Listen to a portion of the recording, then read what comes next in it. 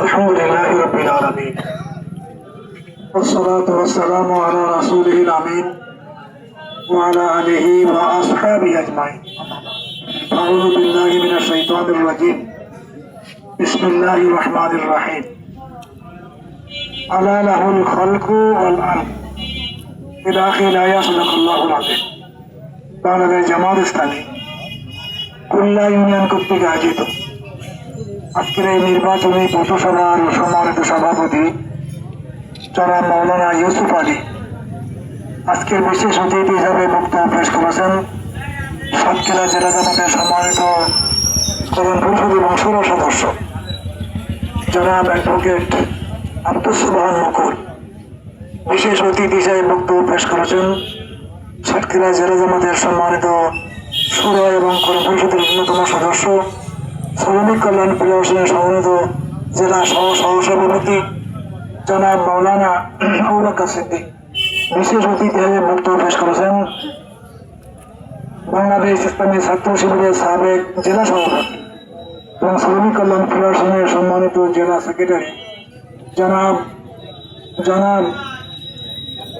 আব্দুল গফফার।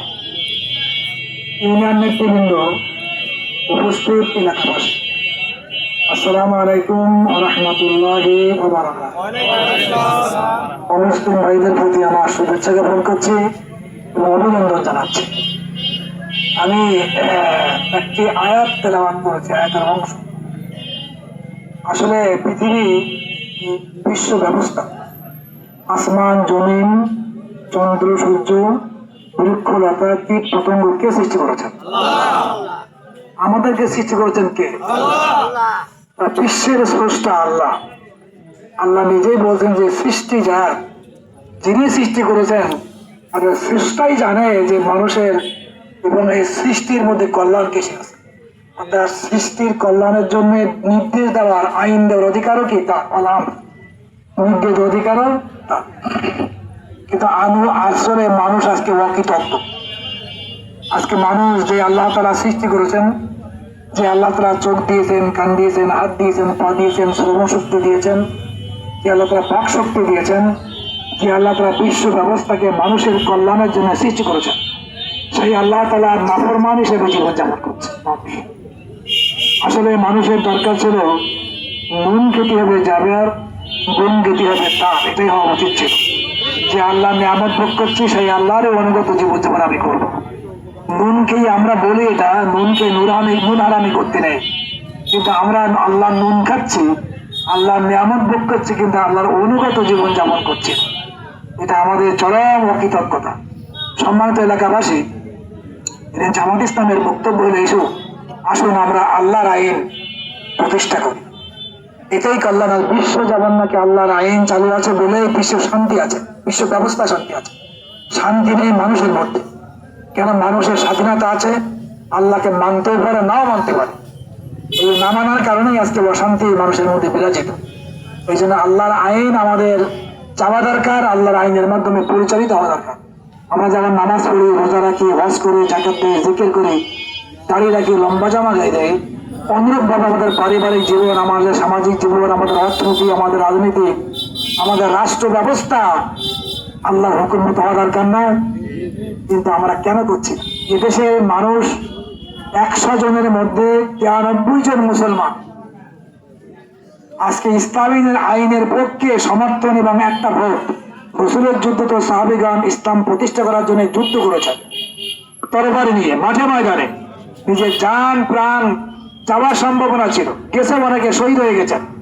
আর এখানে একটি মাত্র সিল ইসলামের পক্ষে দিতে হবে। আমরা যদি একটা এই পক্ষে শুধু রায়টা না দেয়, তা আল্লাহর কাছে আমরা মুসলমান দাবি করবো কিভাবে? আপনাদের কাছে দাবি, আসুন আমরা আল্লাহর আইনকে প্রতিষ্ঠা করি। আজকে আমি বলি, পাশে কোরআন শরীফ রাখা হলো আল্লাহর বিধান, আর পাশে রাখা হলো ব্রিটিশ আইন। আপনি কোনটাকে সমর্থন দেবেন? আল্লাহর আইনকে আমি সমর্থন দেবো। আল্লাহর আইনকে বাদ দিয়ে যদি আমি ব্রিটিশ লকে সমর্থন দেই, মুসলমান থাকবো না। ইসলামী দল যারা করেন বাংলাদেশের বুকে সকল দলের ইসলাম প্রতিষ্ঠা করা, আল্লাহর প্রতিষ্ঠা করার কোনো ইয়ে নেই, ম্যানিফেস্টো নেই, তাদের কোনো চিন্তা ভাবনা নেই, তাদের লক্ষ্য উদ্দেশ্যও নেই। মানে তারা বর্তমান যে ব্রিটিশরা চলছে, ব্রিটিশ আইনের পক্ষেই তারা দাঁড়াচ্ছে। তাদেরকে সমর্থন দেওয়া, তাদেরকে ভোট দেওয়া, তাদেরকে নেতৃত্বে আসীন করা, মানে কোরআনকে বাদ দিয়ে আমরা সেটাকে সমর্থন দিচ্ছি, আমাদের জায়েজ কি? আমাদের চিন্তা করতে হবে। আজকে শুধু তাই না, যে চিন্তা করে দেখেন, আজকে বড় একটা দলের নেতা, উচ্চ স্তরের নেতা, দ্বিতীয় পর্যায়ের নেতা, এই কথা স্বাভাবিকভাবে বলেছেন যে আমরা শরিয়া আইনে বিশ্বাস করি না। শরিয়া আইনটা কি? ইসলামের যে নিয়ম নীতি আছে, কোরআন শরীফের এবং সুন্নাহর নিয়ম নীতি আছে, এটাকে শরিয়া আইন বলে।